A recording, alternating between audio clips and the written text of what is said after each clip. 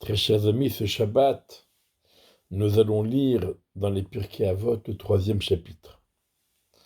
Et bien sûr, comme dans tous les chapitres précédents et les chapitres à venir, on devrait consacrer beaucoup de temps à l'étude de chacune des Mishnayot que nous ne devons pas nous contenter de lire ni de chanter, mais que nous devons nous efforcer d'étudier et d'intégrer.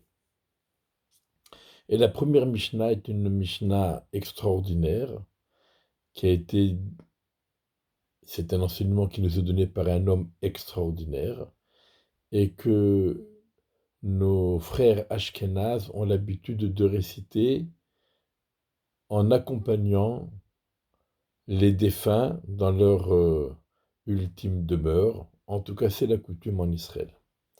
Akavia ben Mahalal el Omer, Akavia, fils de Mahalal el, dit Istakel bishlosha devarim venatabali davera. Regarde trois choses et tu ne seras pas entraîné à la faute. Da mayin bata ul anata oler v'lifnimi ataati ditendin v'rejbon. Sache d'où tu viens, où tu vas, et devant qui tu devras donner plus tard, rendre justice et rendre des comptes. Mais ayin bata mitipa serocha, d'où tu viens, d'une goutte, une goutte dégoûtante. Ul anata oler, où tu vas, limkom afar rima vetolea, dans un endroit où il y a la terre, la vermine et les vers. Velifnimi ataatid litendun cheshbon, et devant qui tu devras plus tard rendre justice et rendre compte. Lifnei melech malcham nechem hakadosh baruch hu, devant le roi des rois, Akadosh Baruch Hu, le Saint béni soit-il. Alors nous avons plusieurs niveaux de compréhension dans cette Mishnah. Et tout d'abord, il faut présenter l'auteur de cette Mishnah, Kavia ben Malalel, qui vivait à l'époque de Hillel et Shammai, ou peut-être un peu avant. Akavia ben Malalel était un homme, un des plus grands érudits de sa génération, à propos duquel il est dit dans la Gemara que lorsque tous les bénis Israël se pressaient dans la cour du Beth Amikdash pour apporter le Korban Pessah, donc on imagine les centaines de milliers de personnes qui se rendaient au Beth Amikdash pour apporter le Korban Pessah, la Gemara nous dit qu'il n'y avait pas un seul qui égalait Akavia ben Malalel dans sa sainteté, sa crainte de la faute, et donc sa grandeur. C'était le plus grand dans la sagesse et dans la crainte donc de la faute. Et la Gemara rapporte au sujet d'Akavia ben Malalel qu'il avait témoigné sur 4 halachot, et en cela il était en opposition avec ses collègues. Et ils lui ont dit, rétracte-toi de ce que tu dis, et on te nommera Avbeddin, chef du tribunal. Et Akavia ben Mahalal, il a refusé. Il a dit, je préfère qu'on me méprise dans ce monde plutôt que d'être rachat ne serait-ce qu'un instant aux yeux d'Akadosh Baruch Hu. Et je ne veux pas donc de votre proposition d'être nommé chef du tribunal pour ne pas qu'on vienne à dire que c'est par un intérêt personnel que je me suis rétracté. Donc Akavia ben Malalel n'a pas accepté de se rétracter de ce qu'il pensait être vrai, quel que soit l'intérêt qu'il pouvait tirer de cette rétractation. Au moment de mourir, Akavia ben Malalel appelle son fils et lui dit ne fais pas comme moi. Ces 4 points sur lesquels je suis en opposition avec mes collègues, toi tu dois, ne fais pas comme moi, mais tu feras comme eux. Alors son fils lui a dit mais et toi alors, pourquoi tu ne t'es pas rétracté? Akavia ben Malel lui a répondu moi, c'est mon avis. C'est ce que je suis persuadé d'avoir vu dans la génération précédente, que c'est ainsi qu'ils faisaient. Eux, ils sont persuadés du contraire. Mais moi, je suis persuadé de cela. Donc moi, j'ai le droit d'agir selon ce que je pense et ce que je pense avoir vu de mes prédécesseurs. Mais toi, tu n'as rien vu. Ce n'est pas le fruit de ta pensée. Ce n'est pas le résultat de ce que tu as vu. Toi, tu te fies à moi. Mais maintenant que je ne suis plus là, eh bien, tu dois accepter l'avis de la majorité des Chachamim et faire comme les Chachamim. Et là, c'est une leçon extraordinaire que nous donne Akavia ben Malalel. Des fois, on s'autorise, sous prétexte qu'on a entendu tel grand rave s'exprimer de cette façon sur tel sujet, etc. Alors on se permet de reprendre l'expression du rave. C'est faux. Le rave qui a réfléchi et qui a pesé ses mots, jaugé ses mots, et il a décidé en son âme et conscience de s'exprimer de telle façon pour dire ce qu'il avait à dire. C'est son droit.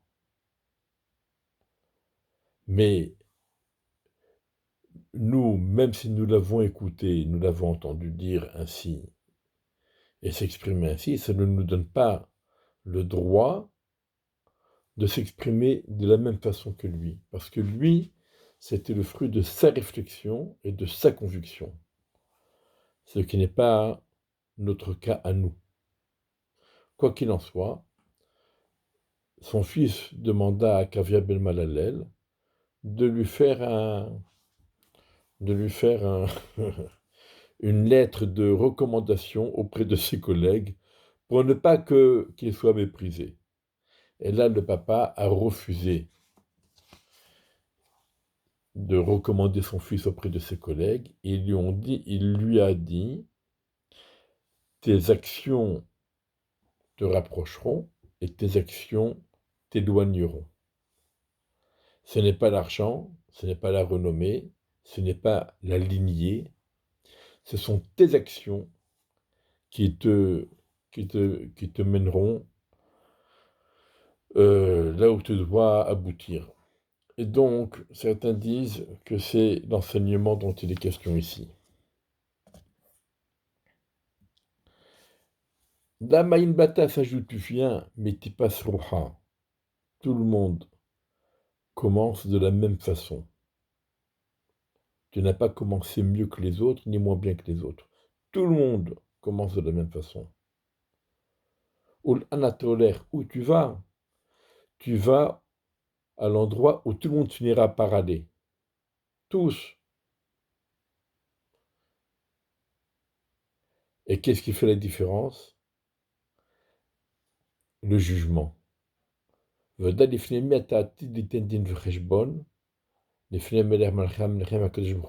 devant qui tu devras rendre compte et rendre justice devant Kadosh Baruch Hu. Et donc, ce sont tes actions qui feront de toi ce que tu seras. Certains disent que il y a Uschor bor echa bime bacharutecha. Shlomo Ameler dit, souviens-toi de ton Créateur. Uschor et bor echa. Souviens-toi de ton Créateur. Dans le mot bor echa, il y a cet enseignement, une allusion à cet enseignement d'Akavia ben Mahalalel. Dans bor echa, tu as les lettres du mot be'ercha, ta source, ton origine. Ensuite, borcha, ton trou, le caveau, là où tout le monde finit par plonger. Et bien sûr, bor echa, ton créateur, celui devant qui tu devras rendre compte et te faire juger. Mais si on approfondit l'étude de ce texte, on remarque deux choses. À Kavia ben Mahalalel, il commence par dire Istakel bishlocha devarim, regarde ces trois choses. Et ensuite, il emploie le terme da, sache. Qu'est-ce que ça veut dire? Ça veut dire il y a un constat. Le constat d'où on vient, où on va, la justice. Mais il ne suffit pas de constater. Il faut intégrer. Il faut en être conscient. Ça, c'est da. Sois conscient de cela. Et comment tu vas faire pour prendre réellement conscience et intégrer cette vérité? C'est en te posant la question, en méditant et en donnant la bonne réponse. C'est pas un cadeau, voilà d'où tu viens, où tu vas, et les choses sont claires. Non, il faut y réfléchir, il faut y méditer pour l'intégrer, pour en être conscient. Damayin bata, ul anata oler, velifne mi atati diten d'une rejbon. Et on reprend. Me'ayin bata mitipa serucha. Ul anata oler, comme afar imavetolea. Velifne mi atati diten d'une rejbon.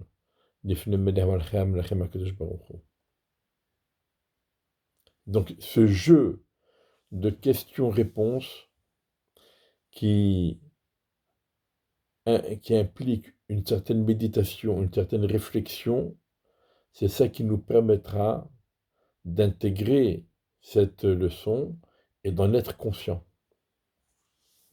Mais il y a aussi autre chose.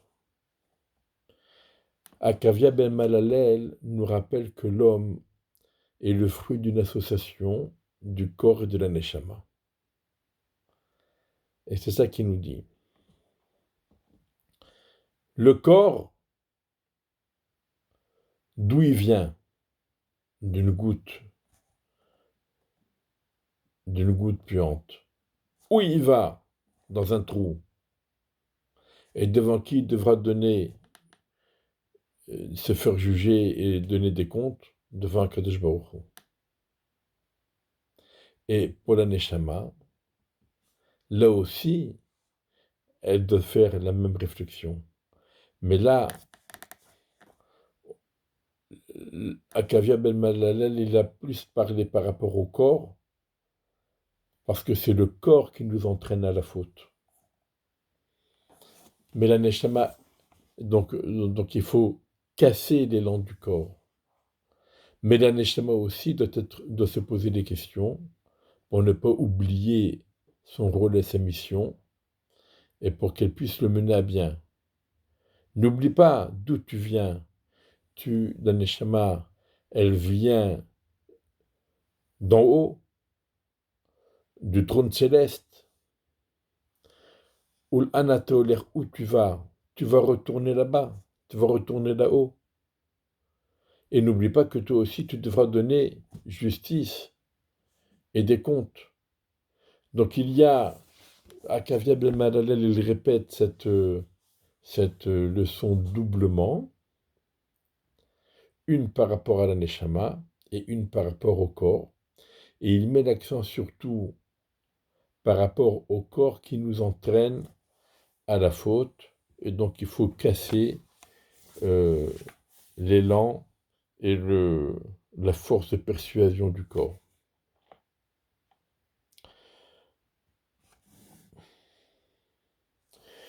Il y a un remède dans la paracha de Lech Lecha à cet enseignement de Akavia ben Malalel.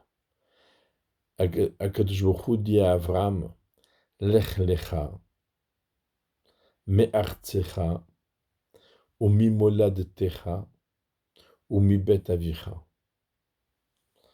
Donc, Lech Lecha, comme le dit Rashi, va-t'en et c'est pour ton bien. Si tu pars,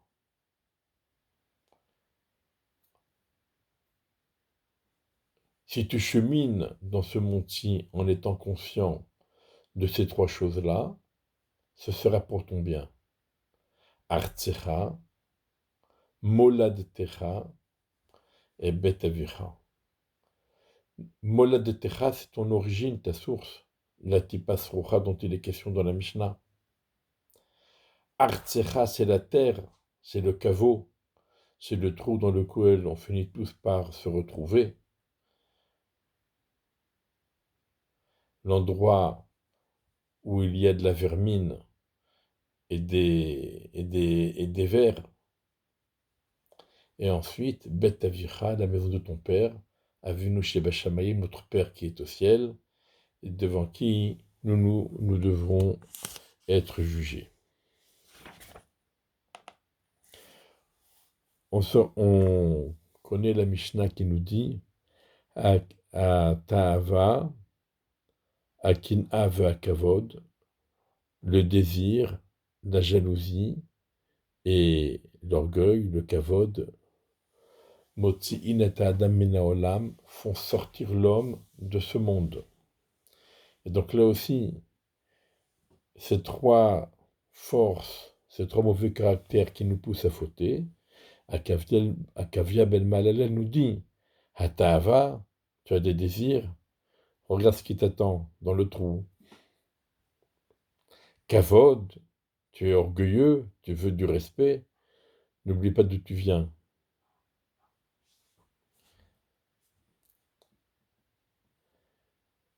Ça veut dire donc, pour éviter de fauter, donc nous avons la ta'ava, c'est les désirs. Alors les désirs, tu veux, mais n'oublie pas que il y a un prix à chaque chose. Tu vas être jugé, c'est comme vous allez au restaurant.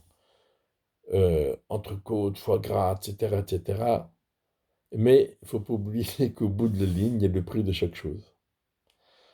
Et donc là, ça casse l'engouement et on réduit le menu. Din vecheshbon, la justice, les comptes, ça vient casser la ta'ava, le désir. Kin'a, tu es jaloux. Jaloux de quoi? De toute façon, on va tous finir dans le même trou.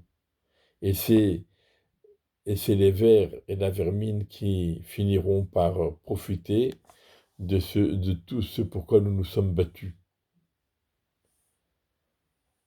Kavod, l'orgueil, n'oublie pas d'où tu viens. Voilà, donc ce sont des... De même, on se rappelle au début du deuxième chapitre, Rabbi Omer, Rabbi dit,